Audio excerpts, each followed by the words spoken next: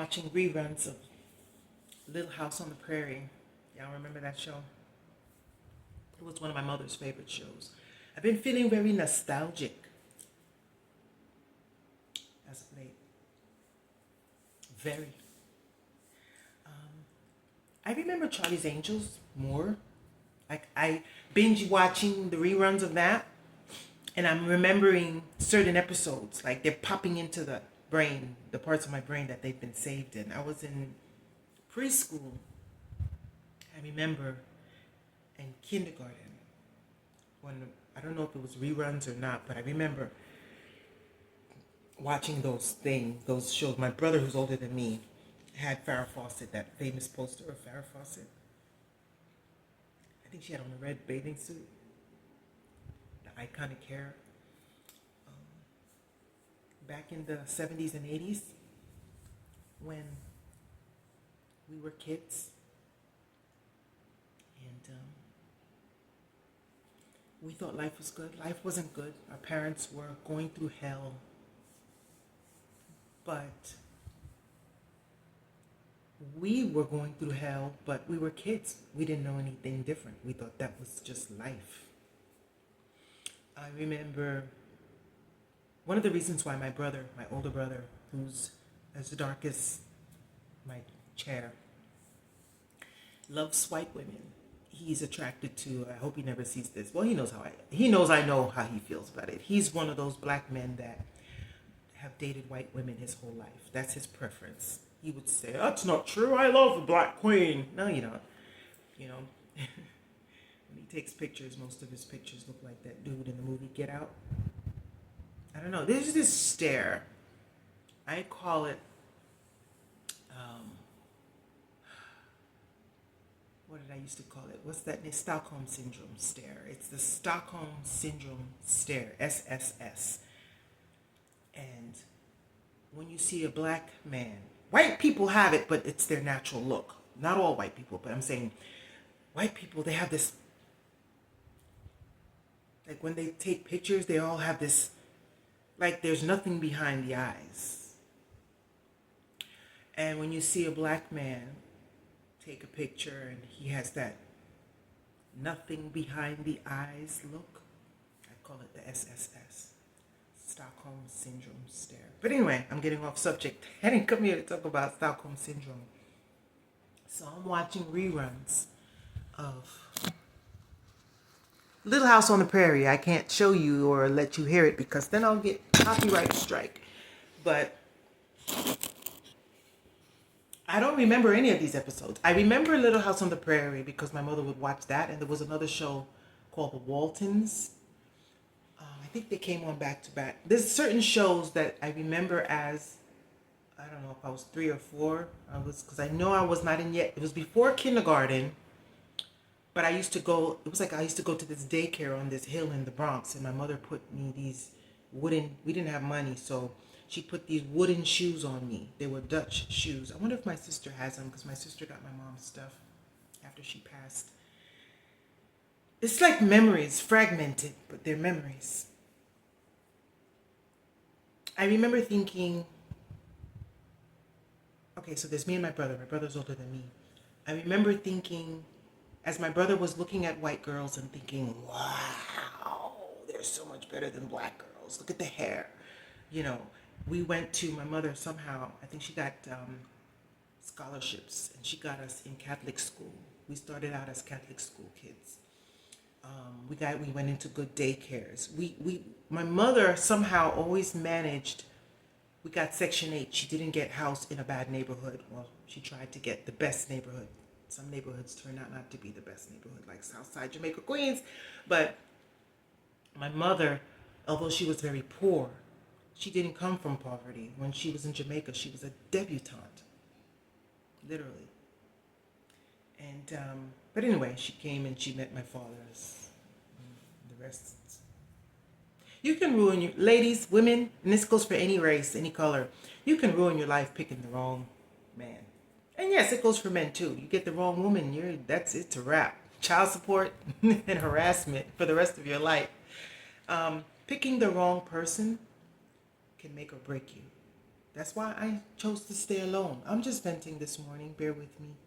That's why I choose to stay alone, because I'm at this point in my life now where I still have some life left, and I still look like I have some life left. And I'm so smart. I'm wise. I've learned so much. And I don't want to waste another moment, although going to work every day and being a wage slave wastes a lot of moments. I'm kind of just having diarrhea of the mouth right now and trying to blurt out everything that's in my mind and in my heart. And in no particular order, because I keep waiting to post. I keep waiting to start my YouTube page, my new YouTube page. And I keep waiting to make my crazy menopause lady videos, because I don't know where to begin. I want to start from a storyline, like I'm writing a script. And Spirit just keeps saying, stop trying to be perfect and just talk. Stop trying to get everything perfect before you start. Just start. Someone wants to hear what you have to say. Right now, not many people, maybe 2 people. Okay, but if those 2 people want to hear what you have to say, Natasha, I'm just saying. You know, I see people that I've known in my life, even recently from Georgia, people that I met. I see people looking through Facebook that I'm no longer in touch with, that have started their own businesses, that have blown up financially, doing things. There's one lady, I thought me and her were going to be really close friends, but we drifted apart. She moved back to Georgia. Her talent is unbelievable. Like, she makes cakes, but not just bakes a cake. She makes those kind of cakes that you see in the movies, where she can make a shoe cake. Like, she can make me into a cake. Like, she's unbelievable. But she has a gift for always making money. Now, in relationships, she's like most of us. She can't keep a relationship to save her life. But when it comes to her gift, she's an entrepreneur. She doesn't want to work for nobody. She doesn't work for people. She makes buku bread. And right now, she's an artist. I call it an artist. Some people would say she's a cake baker. No, she's an artist. I mean, she's cool. If I reached out to her, I'm sure she would respond. I ran into her once over there in Douglasville, where I used to live. We just drifted apart, but I see her on Facebook, and I see her talent and her art. And one day I'm going to employ her, because I'm at awe that she can make a cake that you can eat. And she's not the only one in the world, but my point is the fact that I know so many successful people. I know so many successful men and women. People that are doing their own thing and making money. And I just wonder, I'm getting emotional. How? How is it that I'm so smart, but I can't find how to monetize my gifts? Because my gifts are unconventional. If I tell you, you're going to say, yeah, you're crazy. I'm a healer.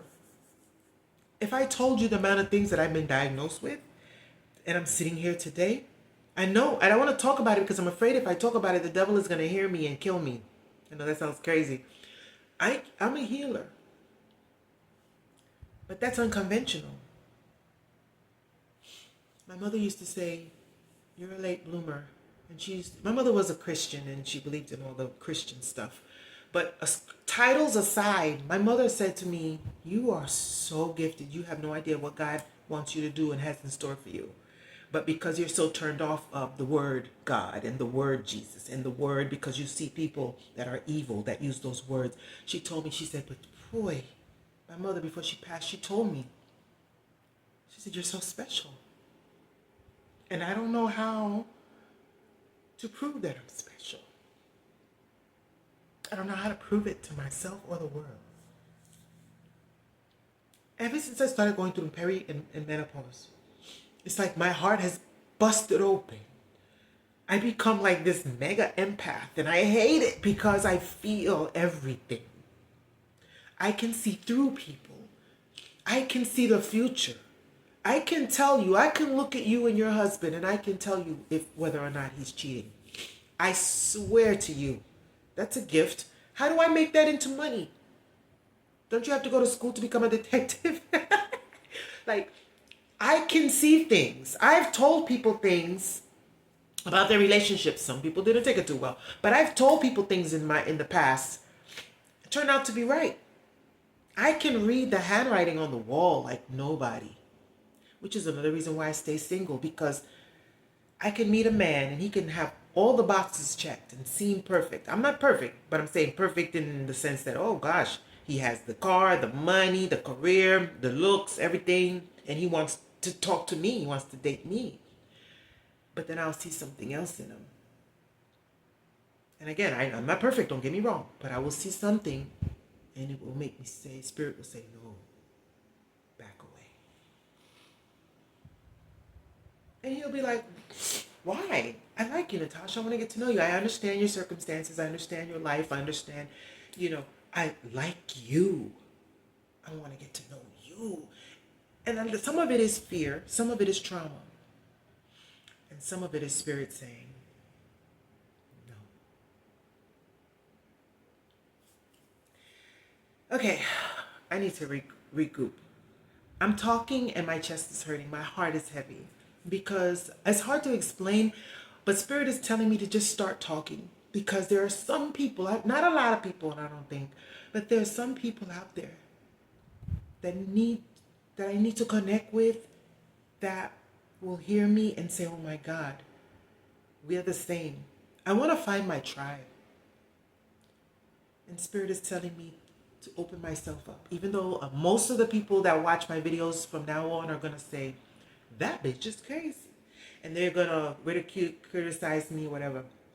But Spirit is saying, who cares about them? If you need someone to talk to, if you need a friend, if you need help, none of those people are going to ever be there for you. So who cares what they think? And I know that. So making this video right now, this Sunday afternoon, is me being brave. I'm going to regroup because I'm feeling very heavy and emotional at the moment. And right now, there are certain, I'm going to say it. There are spirits talking to me. They talk to me. They've always talked to me. I don't know if you guys, I found out there's a name for it. And I'm scared to say it, but I'm going to say it. Channeling. It's like, some people will say multi-personality disorder. A lot of mental illness.